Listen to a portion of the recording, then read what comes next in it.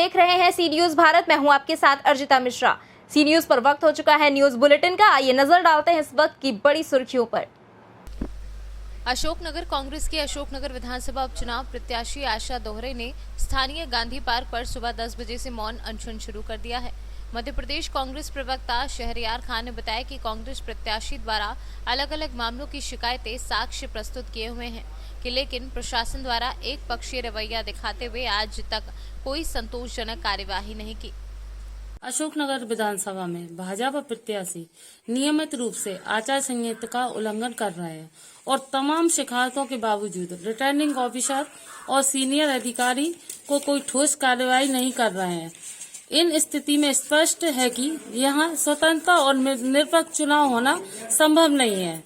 भाजपा प्रत्याशी को जिताने के लिए जितने जिला निर्वाचन अधिकारी ने रिटर्निंग ऑफिसर को संरक्षण प्रदान कर रखा है। ऐसी स्थिति में स्वतंत्र और निरपेक्ष चुनाव में भाग लेना का मेरा संबंधित अधिकार का हनन हो रहा है।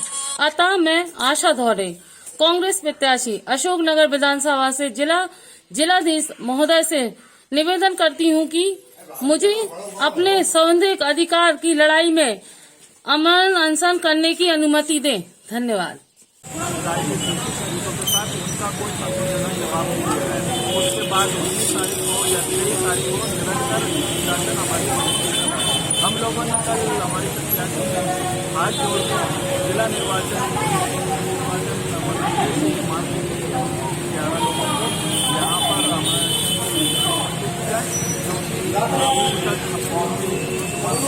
किया गया कि हम नियमों का पालन कराते हुए 11 लोग यहाँ बैठेंगे। लेकिन अशोकनगर से सी न्यूज संवाददाता वाहिद खान की रिपोर्ट। थाना क्षेत्र मेरापुर के सियानी गांव में बिजली के पोल के पास कुछ बच्चे खेल रहे थे। अचानक लव नामक 5 वर्षीय बच्चा बिजली पोल में लगी स्टिक व अर्थिंग वाले तार की चपेट में आ गया और तड़पने लगा। इस बच्चे के भाई ने अपने दादा को जानकारी दी। वो दौड़ कर पहुंचे तो वह तड़प रहा था। उसे बचाना चाहा और उनके भी तेज झटका लगा और इसके बाद गमछे से उन्होंने लव को अलग किया। तब तक लव की मौत हो चुकी थी। ग्राम प्रधान ने जेई अजय गौतम को सूचना दी और थाने पर बताया तो जेई ने लाइनमैन भेजकर बिजली का अर्थिंग वाला तार पोल से हटवा दिया। इसके अलावा 3 और पोल से अर्थिंग तार हटाया गया। कल क्या घटना हुई थी? उस बच्चे को कैसे बिजली ने पकड़ दिया? पूरी बात। सर, ये मेरे बच्चे दोनों वहाँ खेल रहे थे। 4 बच्चे थे, आपस में खेल रहे थे और खेलते खेलते हमारा ये बड़े भाई छोटे भाई का बड़ा बच्चा उसमें पास में पहुँच गया। इधर हमारी तरफ देख के बात करो। तो जैसे ही उसके पास पहुँचा और उसने तार पकड़ा तो ये 3 छोटे छोटे इसी के साइज के बच्चे, इसको छोटा आगे करना थोड़ा। अरे अब पूरी बोलो ना। हाँ, तो ये भग के आया और जब देखा बोला कि बाबा जल्दी से चलो, लव को बिजली ने पकड़ लिया, करंट मार दिया उसको। तो मेरे पिताजी वहाँ भाग के गए। इन्होंने जाके जब बच्चे को देखा तो बच्चा अचेत हो चुका था और इन्होंने जैसे उठाया तो इनको भी करंट मार दिया, इन्हें भी फेंक दिया दूर। फिर उन्होंने अपने गमछे से उसको खींचा और खींचने के बाद में तब उसको अलग किया। तब तक बच्चा हमारा डेथ हो चुका था, खत्म हो गया था वहीं पे। जी। फिर सूचना किसी को दी आपने? जी, सूचना दी थी। पहले डॉक्टर के पास गए, फिर उसके बाद में प्रधान जी को बताई। प्रधान जी ने फिर आगे पुलिस में दी कंप्लेंट। बिजली विभाग का कोई अधिकारी कर्मचारी पहुंचा यहाँ? जी, आए थे। कितनी देर बाद पहुंचे थे ये लोग? वो लोग 4 बजे 3:30 बजे पौने 4 बजे करीब आए थे। क्या करके गए फिर यहाँ? सर, उन्होंने वो तार देखा था जो उसमें टच था, उस तार को काट के हटा दिया। बोले इसका कोई मतलब नहीं था और इसे अपने बचाव के लिए काट के चले गए, जिससे कि वो निर्दोष रहे। और भी पोल से काटा है किसी से? 2 से काटा है सर, और बाकी 4 पोलों पे मैंने आपको दिखा दिया है, सब पे लगा हुआ है। जी सर। बच्चा उसकी चपेट में आ गया। वो खेल रहे थे 3 बच्चे।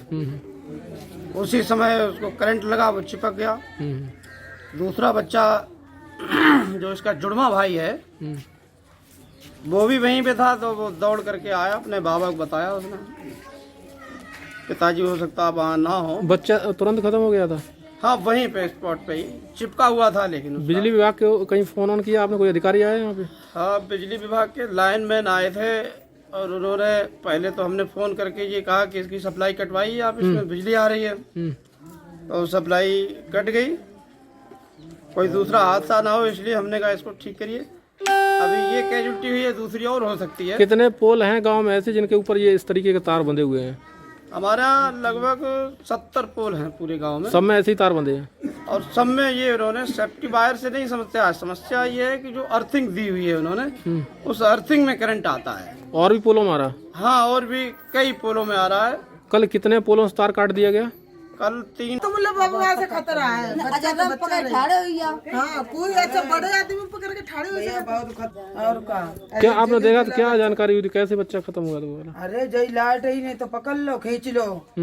और का खेलता थे ऐसे, बच्चा खेलता था यहाँ में, छोटे छोटे थे झुलाते एक जुड़ा बिछड़ी हो। और का कल तो सब रो रो तो बेचारे मरे जाते हैं, दुखी पागल है ये बाप, बिल्कुल बाबा पागल है ये सफाई, सब रो रो तो पागल ही है भैया। दुख आज बच्चा जैसा बिना मातारी के बच्चा आती दोनों।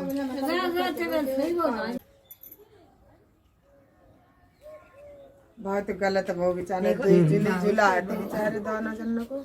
ये तार सब जो नाली वाले में जो निकले हैं सेफ्टी वाले, क्या हाँ निकाल दियो। कितना भय और खौफ हो गया इस बच्चे खत्म होने अरे के बाद? बहुत हमें तो बहुत डर लगा था। हमारे तुम्हारे सबकी बच्चा घूम रहा था, हमारे तो सब छोटे छोटे बच्चा है, सबकी तो नन्हे नन्हे बच्चा। हमें बहुत खतरा है ये तार, भैया को सरकार कुछ करे ये तार नहीं करवा मैं।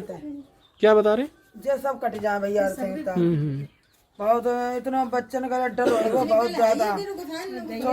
ऐसे छोटे बच्चन से डर नहीं, बड़े ने उसे डर है। सबके लिए नाली है। बड़े से डर है हमें तो, हम तुम ज्यादा पकड़ ले। फरुखाबाद से सीनियर संवाददाता आलोक त्रिवेदी की रिपोर्ट। गुना में ड्यूटी न करने वाले 16 शिक्षा मित्रों के खिलाफ एफआईआर। हल्दर मऊ के बीडीओ की रिपोर्ट पर एसडीएम ने किया एक्शन। लोक प्रतिनिधित्व अधिनियम की धारा 136 के तहत एसडीएम ने दर्ज कराई एफआईआर। मतदाता पुनरीक्षण में बीएलओ के रूप में लगाई गई थी शिक्षा मित्रों की ड्यूटी। एफआईआर दर्ज होने पर शिक्षा मित्रों में मची खलबली। इलेक्शन ड्यूटी में लापरवाही पर कुछ शिक्षा मित्रों पर मुकदमा दर्ज हुआ। कहाँ का मामला है, कितने लोगों पर मुकदमा दर्ज किया गया है? देखिए, ब्लॉक परसपुर में 16 शिक्षा मित्र अभी तक अपना बस्ता रिसीव नहीं किए थे और सरकारी कार्य में जो उनको दायित्व सौंपे गए थे उसका उल्लंघन कर रहे थे। इसलिए जो राज्य निर्वाचन आयोग है उसके नियम के अंतर्गत उनके विरुद्ध एफआईआर दर्ज किए जाने के निर्देश दिए गए थे। कुछ लोगों ने अभी भी बस्ता ले लिया, कुछ लोग बाकी है। यथासंभव उसको जो है 2 दिन में उसको सुलझा। कितने लोगों के खिलाफ मुकदमा दर्ज कराया गया है? गोंडा से सीनियर संवाददाता कल्पराम त्रिपाठी की रिपोर्ट। महिला सशक्तिकरण अभियान के तहत 24 अक्टूबर थारू जनजाति महिला विकास समिति चाइल्डलाइन क्लब के द्वारा गांधी विद्या इंटर कॉलेज राधा कुंड गोंडा शक्ति महिला कल्याण एवं उत्थान समिति राधा कुंड गोंडा के करीब 100 बच्चों को मास्क, बिस्किट, साबुन, चॉकलेट वितरित किया गया। बेटी बचाओ बेटी पढ़ाओ का संदेश पंपलेट और बैनर द्वारा दिया गया। बच्चों व महिलाओं को आत्मरक्षा के संबंध में जागरूक किया गया।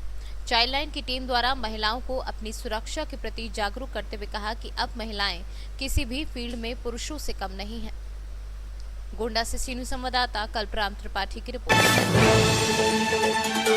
नवरात्रि के 9 दिन भक्त मां दुर्गा को प्रसन्न करते हैं और उनका आशीर्वाद लेते हैं। नवरात्रि के बाद की तिथि को दशहरे के रूप में मनाया जाता है और ऐसे ही आज यूपी के जिला पीलीभीत में यशवंतरी देवी मंदिर पर भक्तों ने बड़े ही श्रद्धा भाव से पूजा अर्चना की और कन्याओं को भोजन कराया। पीलीभीत से सीनियर संवाददाता सर्वेश की रिपोर्ट। जिला पुंछ के बस स्टैंड पर आज महबूबा मुफ्ती के विवादित बयान पर आज प्रोटेस्ट हुआ, जिसमें अमन डावर ने विस्तार से बताया।